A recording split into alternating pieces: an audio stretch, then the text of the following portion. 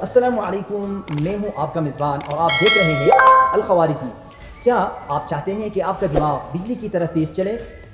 آج میں آپ کو وہ 3 طریقے بتاؤں گا جو اللہ کی نبی صلی اللہ علیہ وسلم نے ہمیں سکھائے اور آج کی جدید سائنس بھی ان پر حیران ہے۔ نمبر 1، دوپہر کی نیند یعنی قیلولہ۔ ہمارے نبی صلی اللہ علیہ وسلم دوپہر کو تھوڑی دیر آرام فرماتے تھے، جیسے قیلولہ بھی کہتے ہیں۔ آج امریکہ کی ہارورڈ یونیورسٹی کہتی ہے کہ دوپہر کو 15 سے 20 منٹ سونا آپ کے دماغ کو دوبارہ تازہ کر دیتا ہے۔ اسے سائنس میں میموری کنسولیڈیشن کہتے ہیں، جس کا مطلب ہے کہ جو کچھ آپ نے دن بھر سیکھا یہ نیند اسے آپ کے دماغ میں پکا کر دیتی ہے۔ نمبر 2، روزہ اور دماغ کی صفائی۔ نبی کریم صلی اللہ علیہ وسلم پیر اور جمعرات کا روزہ رکھتے تھے۔ اب سائنسدانوں نے یہ دریافت کیا ہے کہ جب ہم روزہ رکھتے ہیں تو ہمارے دماغ کے اندر صفائی کا ایک نظام شروع ہو جاتا ہے، جیسے آٹوفیجی کہتے ہیں۔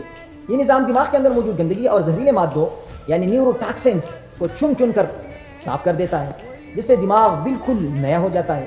اور نمبر 3، ذکر اور تلاوت کی طاقت۔ ذکر الہی اور قرآن کی تلاوت سے دل کو سکون ملتا ہے، لیکن کیا آپ کو معلوم ہے کہ اس سے دماغ کے نئے خلیات بھی بنتے ہیں؟